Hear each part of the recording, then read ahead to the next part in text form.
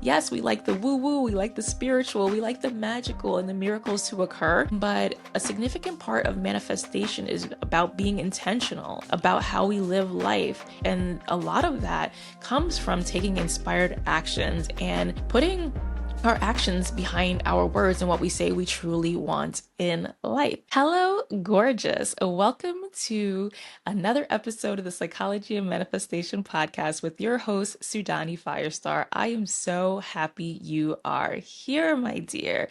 And Happy New Year. Happy 2026. Wow. Like if you were listening to episodes 16 and 17 of the podcast, you know that I have been pumped about going into a new year, starting fresh. I am psyched. I have so many exciting things planned for this new year. But if you follow the Lunar New Year, we're still technically in 2025. So it's kind of like this weird month of transition with January before we go into February when the Lunar New Year starts. And when I recap and I think about what 2025 has meant to me or what it has looked like, what has the theme been for the entire year, I think of it as a development year where I invested a lot of time and a lot of money into professional development as well as personal development, but especially in the area of business and money mindset. So that's where my goals were in that year in 2025. But it's kind of weird because technically we're still in the Lunar New Year 2025. So I'm still kind of a little bit in that development phase. But 2025 in the Lunar New Year has represented the year of the snake. And it's been this year of shedding and new beginnings. And I see how that comes into play. And in terms of the year of the snake, and the year of 2025, I have seen so many posts on social media with people talking about how difficult 2025 has been for them overall. And I would say that for myself, there were plenty of elements of difficulty. And I think that that kind of comes into place with the shedding element because it's a year of new beginning. It's a year of letting go of the old to make space for the new. And so I think that there was just like a lot of upheaval and a lot of change and a lot of difficult changes throughout the course of 2025. But there can also be beauty in that, right? Letting go, shedding, and kind of getting ready to usher in a new chapter, a new version of life. So, for the year of 2026, we are going into the Lunar New Year of the horse. And I've been seeing that it's the fire horse. And that is an opportunity for freedom, adventure, intense energy, um, you know, and also going back to the year of the snake, that was also the year of transformation, right? And so now we're going into the year of the horse, which is going to talk about like it's like strength, freedom, momentum, progress, which I am really excited about because I have some awesome plans. And even though I have not necessarily been setting goals according to the Lunar New Year, I do think that the goals that I've set for myself and the themes that I have had in mind for myself in 2025 and 2026 have aligned perfectly with the Lunar New Year themes. So, with all of this in mind, this episode is about setting your intention for the new year. It's about being an intentional manifester and then taking inspired actions that align exactly with your intentions for the year. So, that first piece is going to be about choosing your word of the year. And it can be multiple words, but for me, I'm just setting the intention to have like one word that represents my entire year. And that one word can kind of be subdivided into other categories. But yeah, that's how I'm starting the year with one word that represents my entire year. But I've also known of mentors of mine to have chosen up to three words to represent what they want to manifest throughout the course of the year. So for me, the word of the year is enrichment. And for me, enrichment embodies so many different things, but basically it's about increasing or improving quality of life overall and enriching my life. Making my life richer is all about it's about travel, luxurious experiences, self-care, really taking good care of myself beyond, it's not just basic care, you know what I mean? It's not just making sure that like I wash my face at night, but it's like, wellness. It's about adventure. It's about beauty, beautifying my home, beautifying myself. And so this is my theme for the entire year, enrichment. But as you can tell, it embodies so much more than just like wealth, even though, how could I even forget that? Wealth is a significant part of that. Wealth, which is going to increase freedom. Because more money, more wealth is associated with having more freedom to do the things that we love. So this year, my word is enrichment. And I am going to encourage you to choose at least one word that represents your intention for the entire year, and up to three words if you desire to increase, the breadth and depth of your manifestation. So as you know, I'm a spiritual teacher, but I'm also a practical person and a practical teacher. So it's not just about setting an intention and seeing what happens and living life by default. It's also about taking inspired action. So when you choose your word or three up to three words of the year, part of that process includes you then deciding what are the inspired actions that you're going to be taking on a daily basis, on a weekly basis, or monthly, depending on how you want to set things up for yourself to ensure that your values, the decisions that you make, the way that you act are all in accordance with your words of the year. Okay, so what are the inspired actions you are going to be taking? And there are so many different ways to go about this, but I'm going to share with you the things that I have in place right now to ensure that I am acting in accordance with my values and my word of the year, which is enrichment. So if you've been following me for a while, you know that over the summer, in July of 2025, I participated in a challenge. It was called the Relentless Revolution, and that was round one of the challenge. So, Michaela J, who is the leader of the challenge, has started round two for January 2026. And I signed up for round two towards the end of round one. And back then, I was just at the regular level. Time I am at the VIP level for the Relentless Revolution. And the Relentless Revolution, basically, it's about discipline. It's about momentum, which again goes so well with the year of the horse. And it's about choosing 5 daily action steps that you are going to stick to for at least 7 days. And then you can switch up your list for the next week and the next week. But it's about consistency. It's about building discipline. It's about continuing your momentum even when things get hard, never giving up. So even if you fall off one day and you don't do all of the 5 tasks on your power list in a particular day, rather than feeling a sense of shame or breaking down, you pick yourself up and the next day you start over and you say, this is my day one. But the benefit of participating in a challenge like the Relentless Revolution is that you get to build that momentum. You get to, on a daily basis, commit to achieving your desired manifestations and goals. And so I'm going to talk to you a little bit about what my powerless items are now because I changed them a little bit from week one. Because usually for me in the challenge, I find that week one is kind of experimental. What I see, what's working, what isn't working, what I feel is really in alignment, and what I feel is kind of off track. So after week one of the challenge, which is a 30-day challenge, by the way, I decided to change my list a little bit because I wanted to ensure that my daily action steps are in alignment with my word of the year, which is enrichment. So, for one of the first tasks on my power list, as I've said, I really want to invest in travel this year.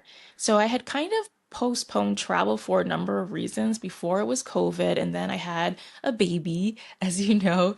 And so, just as a solo parent with a feisty toddler, feisty infant, for me, just travel felt like it was going to be kind of overwhelming in the past. But travel is truly important to me. I feel like it's such a big part of enrichment and personal happiness. So, I want to make sure that I prioritize travel this year and that I involve my daughter because she loves adventure. She loves going out, exploring new things. So I know that travel is going to be hugely beneficial to both of us and that we are going to have an awesome time together. So to ensure that I'm not only just saying like, oh, I want to travel more, I want to travel more, travel is important to me, that I am setting an intention with the universe to manifest travel by putting my money where my mouth is, basically. So I have set up a savings goal for myself where it's like, okay, if you say that you want to travel, like when you're spending your money or circulating your money, is it in alignment with what you say that you truly want? Do I have a savings account dedicated specifically to travel? And am I on a daily basis for now, since I'm doing this as part of a powerless item? Ensuring I'm transferring money into that savings account that says, yes, I'm committed to travel this year. So I was thinking about how much I spend on coffee. Like I'm constantly, you used to know I love Starbucks, but also I go to Dunkin' Donuts just because like it's closest to where I work.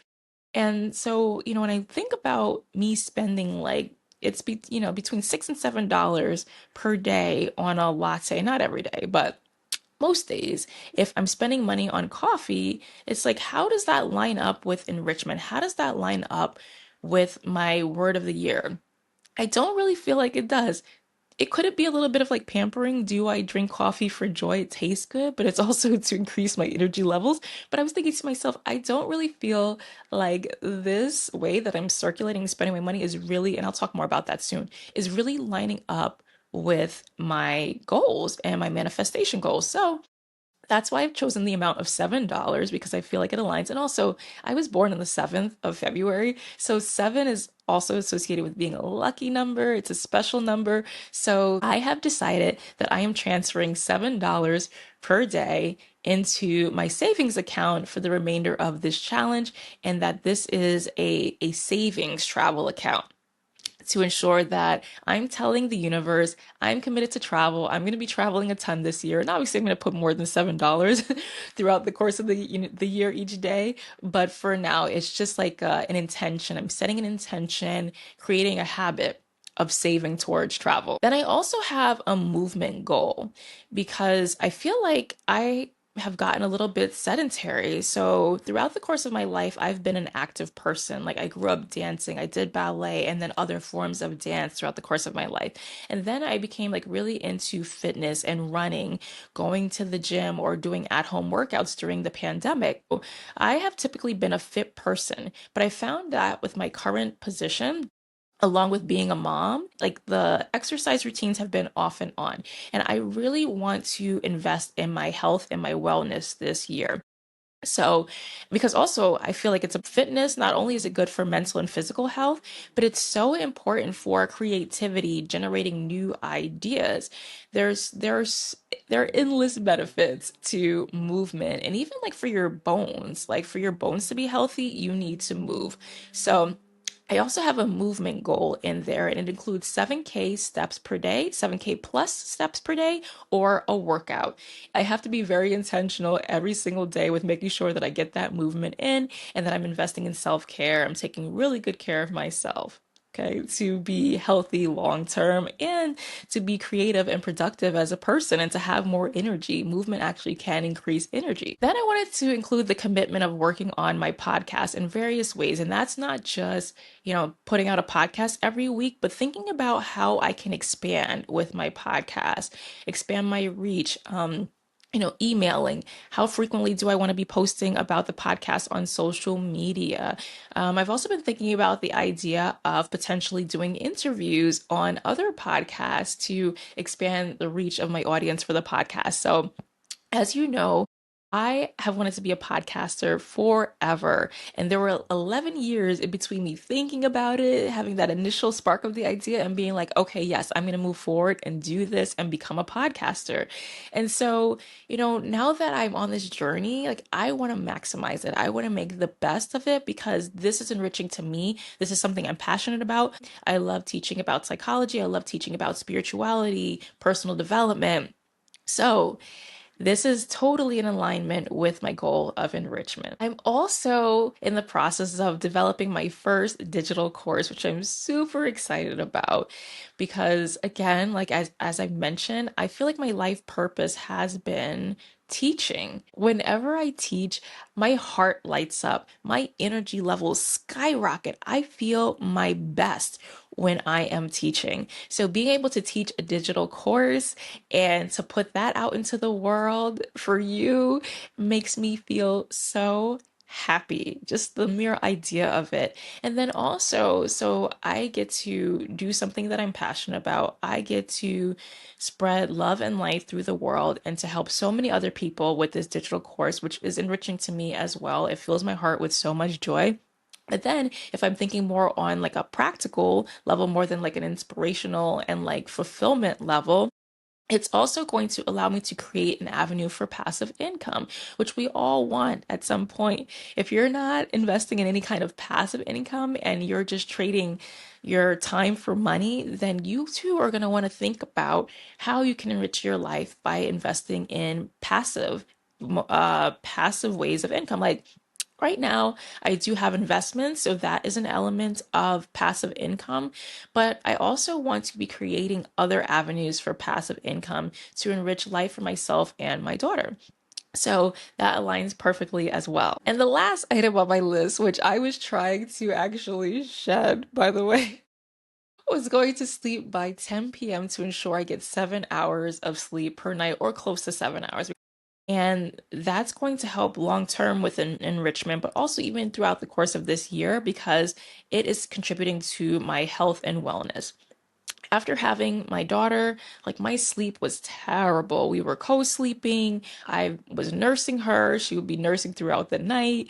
So my sleep schedule got really, really crazy. And there'd be times, even in the past year where I would not be sleeping very much. I'd sleep for an hour, 2 hours, terrible sleep patterns. So this goal is to ensure that I'm really taking care of myself because, lack of sleep has detrimental effects for the long term, like increasing chances of dementia. Like it's really bad. And I have dementia that runs in my family. So, and Alzheimer's in particular. So, I do not want to be at an increased risk for Alzheimer's. I want to take good care of myself, but also just in terms of being a productive person, waking up in the morning, having energy, having creative ideas, having inspiration.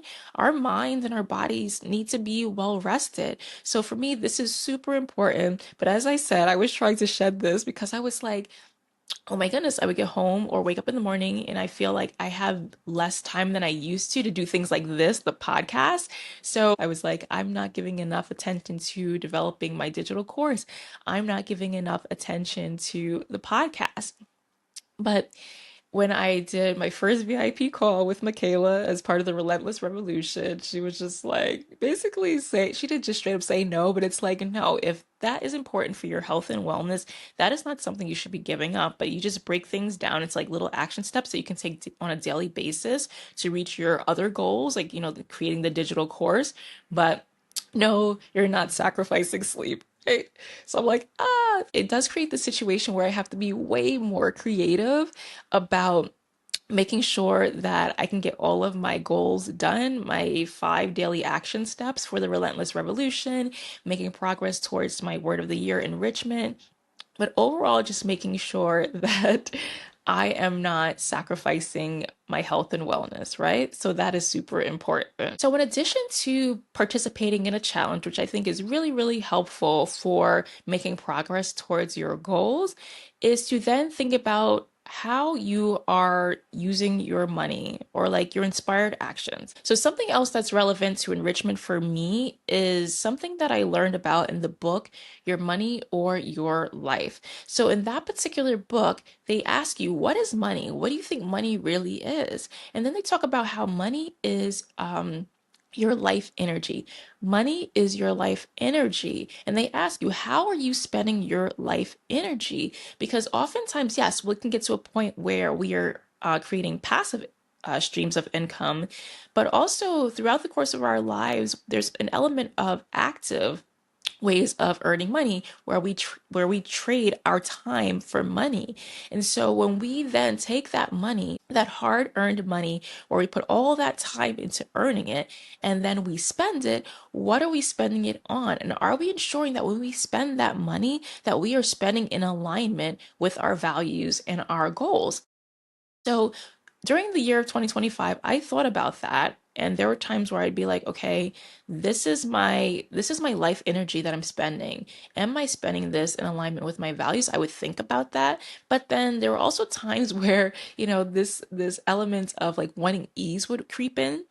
And so you already know, especially from episode number one of the podcast, that I was spending a lot of money on Ubers to get to and from work because for me, it's like, oh, that creates a lot of ease. And I want ease in my life. I don't want like lots of friction and struggle and challenges. But at the same time, when I think about the word enrichment, how is spending money on Ubers to get to work enriching my quality of life overall? Like, is it really contributing to my life goals? And something else that really explains this well is this concept of maintaining a job. And so, this is another concept that I learned about in the book, Your Money or Your Life, where they talk about how you may think that you need a certain income, like you need a certain annual salary, but you might find that you're spending a huge chunk of your income on maintaining your job. Okay, so what does that truly look like? This looks like, for example, the transportation component that I was just talking about, spending money on Ubers, spending money, now it's Omni, before it was like Metro cards in New York City or like tokens, because I was alive during the time when there were tokens, okay? And bus passes, if you were a student in New York City like me growing up. But yeah, so spending money on transportation to get to and from work, spending money on, like I was talking about, the Starbucks, right? Coffees to maintain your energy, right? Coffees, breakfasts, lunch out, your wardrobe, making sure that you look professional, right? Your jewelry, all these different things that we might spend money on to ensure that we get to and from work, that we can sustain ourselves at work, right? And look professional at work. So, how are you spending your life energy?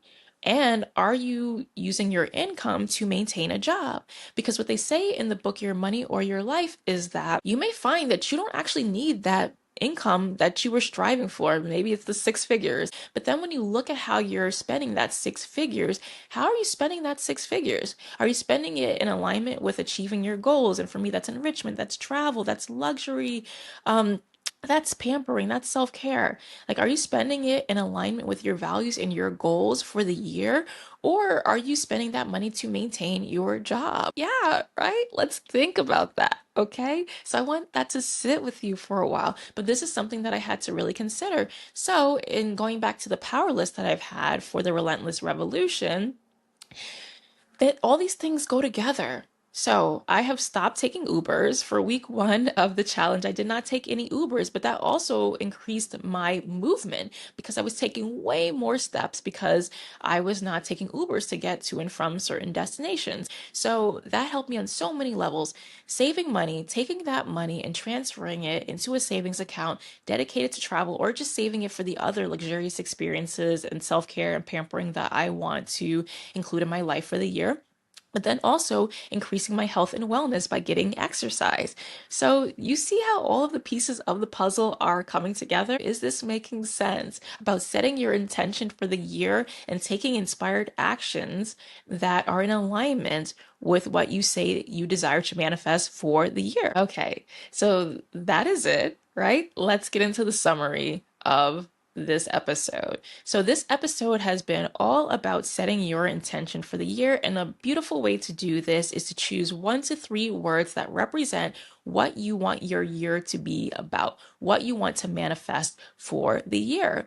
And then, along with setting your intentions for what you want your year to embody, you're also going to be deciding what your inspired actions are throughout the course of the year to ensure that on a daily basis, a weekly, a monthly basis, you are acting in accordance with your words of the year. You are ensuring that you are telling the universe, this is what I truly want, and I'm committed to this. And these are the steps that I'm going to take to make this happen.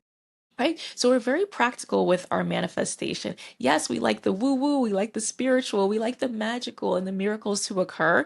But a significant part of manifestation is about being intentional, about how we live life and becoming an energetic match for our desires. And a lot of that comes from taking inspired actions and putting our actions behind our words and what we say we truly want in life.